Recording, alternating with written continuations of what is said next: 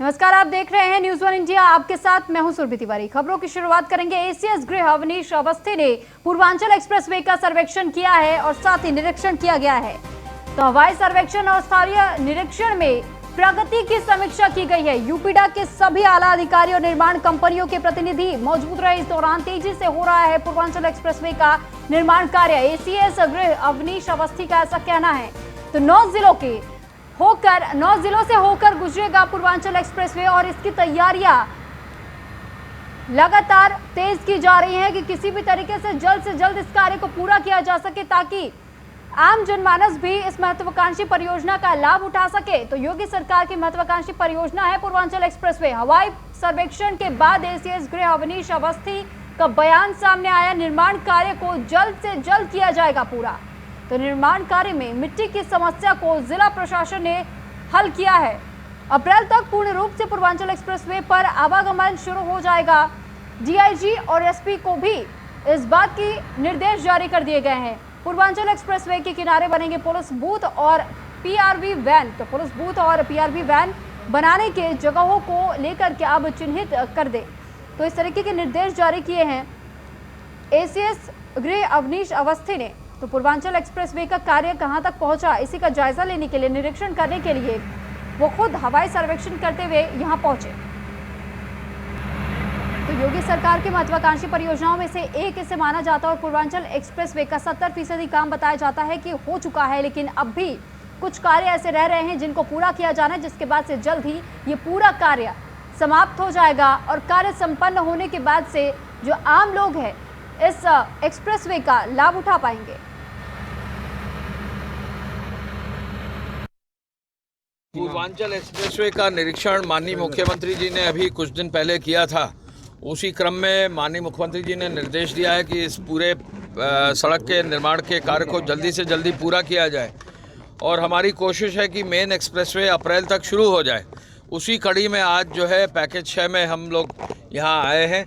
मैं इस बात के लिए जिला प्रशासन को बधाई देना चाहूँगा कि मिट्टी की जो सबसे बड़ी समस्या इस पैकेज की थी उसका आपने समाधान कर दिया और लगभग जितनी मिट्टी की आवश्यकता थी पैकेज के लिए अवेलेबल है। अब हमारे कॉन्ट्रैक्टर्स को काम करना है। आप देख रहे होंगे कि जितने स्ट्रक्चर्स का काम है बहुत तेज़ी से चल रहा है। जो हमें 12 स्लैब करीब डालनी है तो 4 स्लैब डल चुकी हैं और हमारी कोशिश है कि स्लैब्स का काम भी जल्दी से जल्दी पूरा हो जाए। स्लैब्स में जो है हम सीमेंट भी अब बेहतर सीमेंट लगाकर उसको जल्दी तैयार करने का निर्देश आज हम लोगों ने दिया। और अब खबर बुलंदशहर से। करप्शन के आरोप में जहांगीराबाद कोतवाल सस्पेंड कर दिया गया है। तो कोतवाल पर फरियादियों से वसूली करने का आरोप लगा था। बुजुर्ग से कोतवाल साहब ने गाड़ी में तेल जलवाने के लिए वसूले थे रुपए। तो गौकशी के आरोप में बेगुनाह को पकड़ा था, जिसके बाद में 15,000 लेकर छोड़ने का आरोप इस कोतवाल पर लगा है। तो बीजेपी विधायक संजय शर्मा ने इस बात की एसएसपी से शिकायत भी दर्ज कराई थी। तो शिकायत के बाद एसएसपी जांच करने अचानक पहुंचे थे कोतवाली जहांगीराबाद। एसएसपी ने कोतवाली में तैनात स्टाफ को एक कक्ष में नजरबंद करवा दिया है। एसएसपी ने पुलिस के आवास और कोतवाली के आसपास खेतों में चेकिंग अभियान चलाया। एसएसपी ने करप्शन के सभी मामलों में जांच के आदेश जारी कर दिए हैं। तो बुलंदशहर की आपको खबर बता रहे, जहां पर करप्शन के आरोप में जहांगीराबाद कोतवाल सस्पेंड किए जा चुके। तो ऐसे में इस बात की शिकायत बीजेपी कार्यकर्ता की तरफ से करवाई गई और जिसके बाद से ये एक्शन लिया गया है एसएसपी की तरफ से। तो एसएसपी ने खुद इस बात का जायजा लिया। इस मामले में संज्ञान लेते हुए वो खुद यहां पर चेकिंग के लिए पहुंच गए। जहांगीराबाद में थाना प्रभारी के पद पर तैनात श्री रमाकांत यादव के विरुद्ध जनता के साथ दुर्व्यवहार तथा भ्रष्टाचार की शिकायतें काफ़ी दिनों से मिल रही थी। आज कई गंभीर प्रकरणों में उनके विरुद्ध भ्रष्टाचार की शिकायतें मिली। थाने पर जाकर मेरे द्वारा परीक्षण किया गया, गोपनीय सूत्रों से जानकारी की गई तो पाया गया कि इनके विरुद्ध जो आरोप प्राप्त हो रहे थे उनमें काफ़ी हद तक सत्यता है। प्रथम दृष्टया यह विश्वास होने पर और ये पाए जाने पर जांच से कि ये आरोप सत्य हैं, इन्हें तत्काल प्रभाव से निलंबित कर दिया गया है और उन आरोपों की जो लिस्ट है, सूची है, उसकी जाँच अपर पुलिस अधीक्षक नगर बुलंदशहर को सुपुर्द की गई है। 1 सप्ताह में उनसे जांच आख्या मांगी।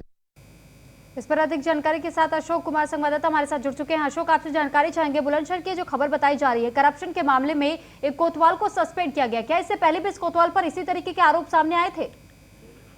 बिल्कुल कोमल, आपको बता दें ये बुलंदशहर के जंगीराबाद कोतवाल हैं रविकांत, जो 3-4 महीने पहले इनको चार्ज मिला था और लगातार एसएसपी को इनपुट मिल रहे थे भ्रष्टाचार की शिकायत को लेकर। कल एक स्थानीय विधायक ने भी इनकी शिकायत करी, खुद एसएसपी ने इनका रियलिटी चेक करा, क्योंकि एक बुजुर्ग को वहां पर भेजा गया फरियादी को, और उनसे भी पैसे मांगे गए कोतवाल के माध्यम से, जिसे खुद एसएसपी खुद पहुंचते हैं करीबन 7-8 बजे के करीबन पहुंचकर, और पूरी स्टाफ को एक कमरे में नजरबंद कर दिया गया, पूछताछ कर दी गई, पर भ्रष्टाचार के आरोप में रविकांत पर जो आरोप लगे थे वो सिद्ध पाए गए, उनको तत्काल प्रभारी से निलंबित कर दिया गया है। और वहीं एसपी सिटी को इनको जांच सौंपी गई है, विभागीय जो जांच होगी, जितने भी इनके कॉल डिटेल की खंगाले जा रहे हैं, तमाम जितने भी जो भ्रष्टाचार से जो जुड़े हुए खंगाले जा रहे हैं, किन किन लोगों से इनके संपर्क में थे।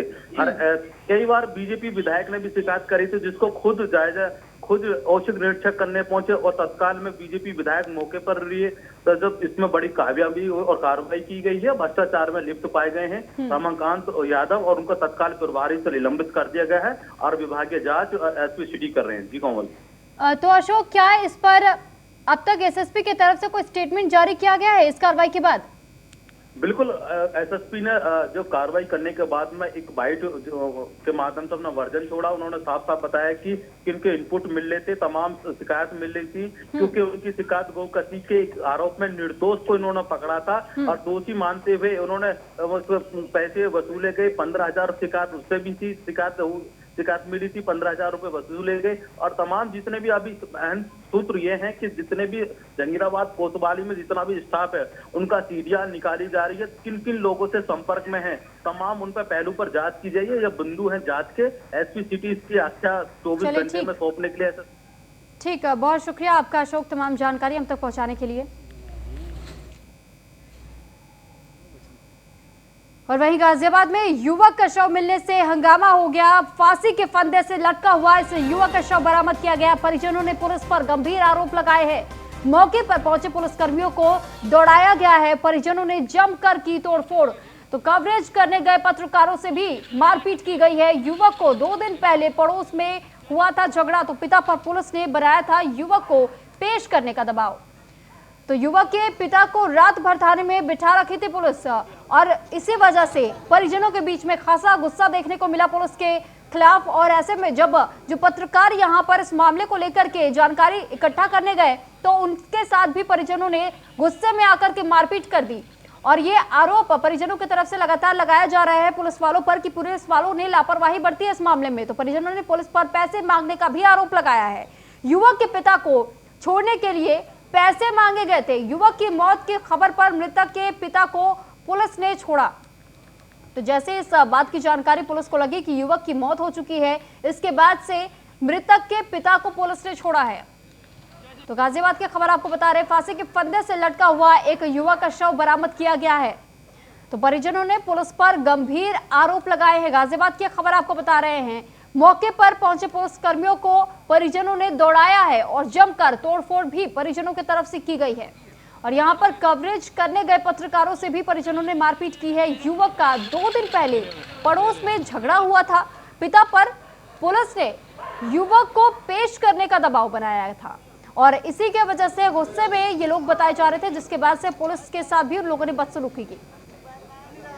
तो ऋषभ भारद्वाज फोन लाइन पर हमारे साथ संवाददाता जुड़ चुके अधिक जानकारी के साथ। ऋषभ, आपसे जानकारी चाहेंगे, ये जो गाजियाबाद का मामला बताया जा रहा है कि युवक के शव बरामद करने के बाद पिता पर ही इस तरीके से दबाव पुलिस की तरफ से बनाया जा रहा है, इसमें सच कौन बोल रहा है और झूठ कौन बोल रहा है, क्योंकि आरोप परिजनों ने पुलिस पर लगाया है?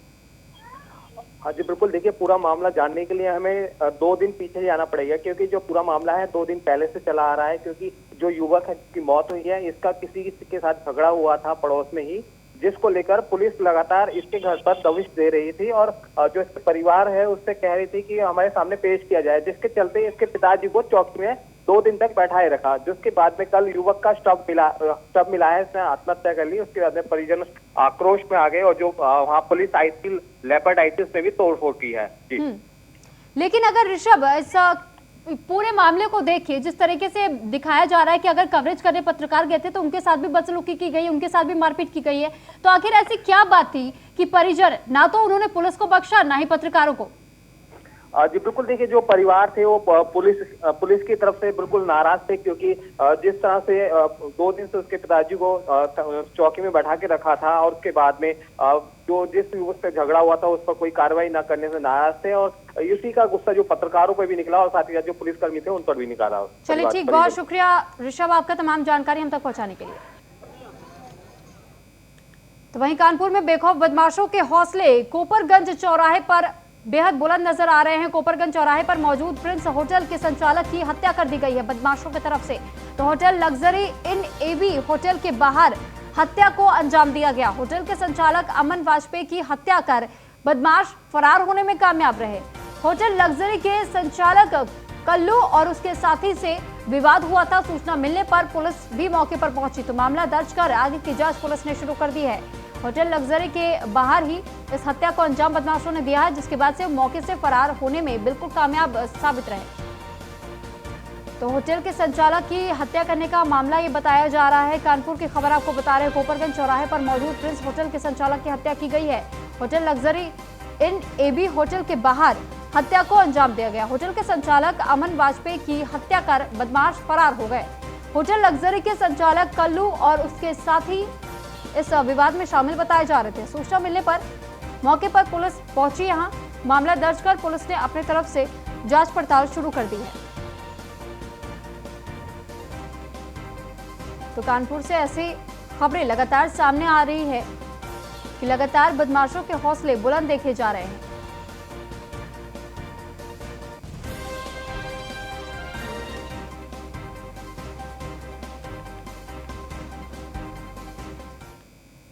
और अब खबर मुजफ्फरनगर से। गुरुग्राम से आई जीएसटी टीम की छापेमारी की गई। तो टीम को व्यापारियों के घर से कई चीजें बरामद हुई है। व्यापारियों को भी साथ ले गई है जीएसटी की टीम।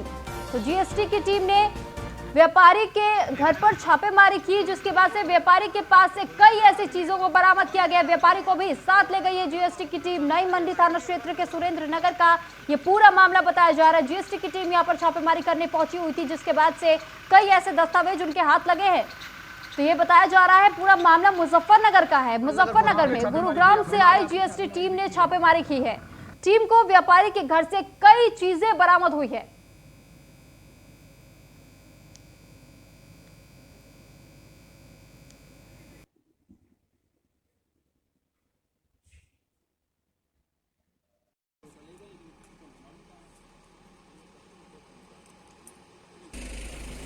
मुजफ्फरनगर की खबर आपको बता रहे हैं। गुरुग्राम से आई जीएसटी टीम ने छापेमारी की है। टीम को व्यापारी के घर से कई चीजें बरामद हुई है।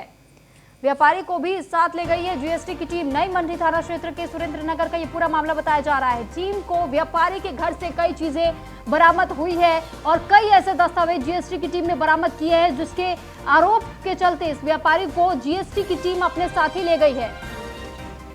तो मुजफ्फरनगर की ये खबर आपको दे रहे हैं। गुरुग्राम से जीएसटी की टीम छापेमारी करने के लिए एक व्यापारी के घर पहुंची हुई थी।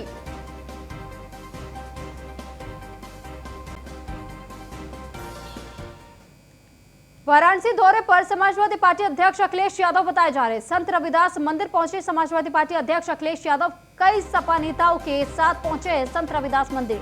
तो आज संत रविदास की जयंती मनाई जा रही है पूरे भारत में, और ऐसे में जो तमाम विपक्षी पार्टियां, खास तौर पर कांग्रेस और समाजवादी पार्टी की बात करें तो इससे पहले वो नजारा भी हमने देखा और आपको भी दिखाया कि किस तरीके से प्रियंका गांधी वाड्रा भी वाराणसी पहुंचे और अब समाजवादी पार्टी के अध्यक्ष अखिलेश यादव भी यहां संत रविदास मंदिर में मत्था टेकने पहुंच गए।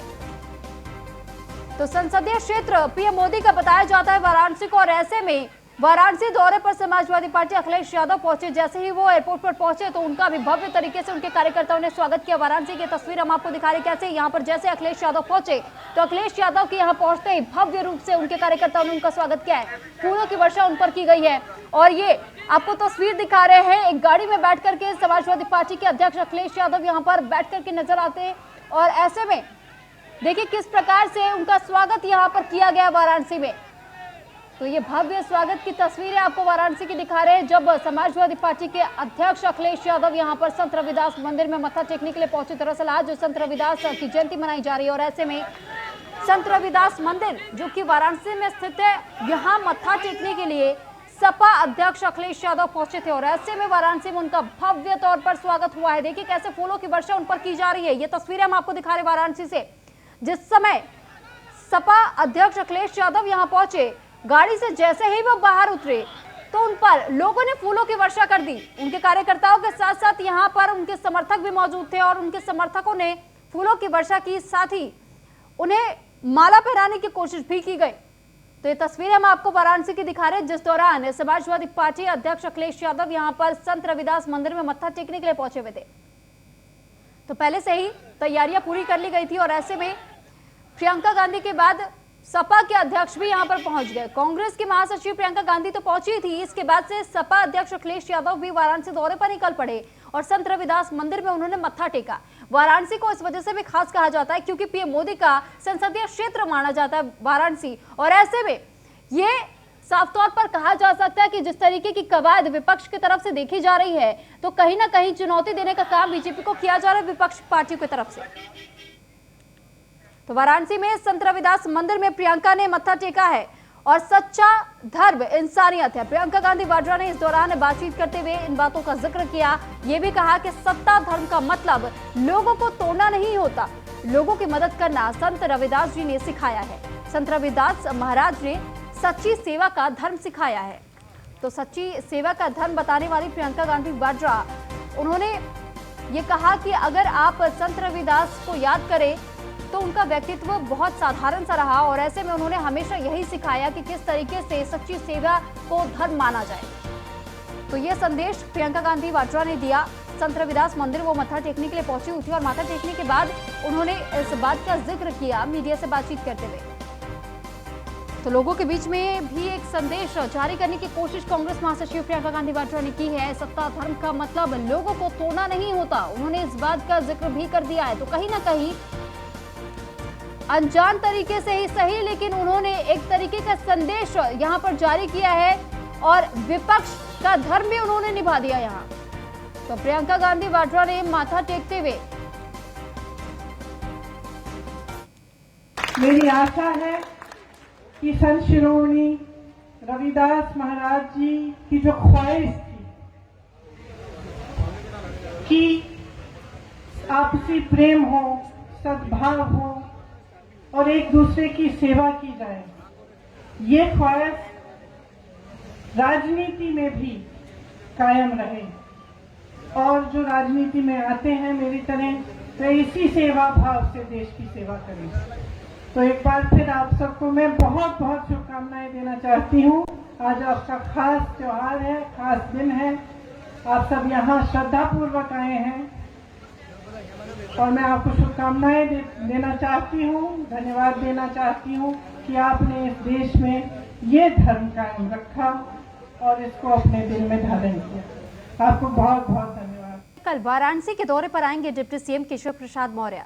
तो आज शाम 4:30 बजे वाराणसी के लिए रवाना होंगे डिप्टी सीएम केशव प्रसाद मौर्य और शाम 5:55 पर बाबतपुर एयरपोर्ट पहुंचेंगे और वाराणसी के लिए वो निकलने वाले हैं और ये कहा जा रहा है कि 5:55 पर बाबतपुर एयरपोर्ट पहुंच जाएंगे। तो डिप्टी सीएम शाम 6:30 बजे सर्किट हाउस वाराणसी पहुंचेंगे। तो विभागीय अधिकारियों के साथ बैठक करेंगे डिप्टी सीएम केशव प्रसाद मौर्य और निर्माणाधीन परियोजनाओं का स्थलीय निरीक्षण भी करेंगे डिप्टी सीएम। तो वाराणसी में रात्रि विश्राम करेंगे डिप्टी सीएम केशव प्रसाद मौर्य। तो कल दोपहर 1:40 पर सर्किट हाउस वाराणसी से रवाना होंगे।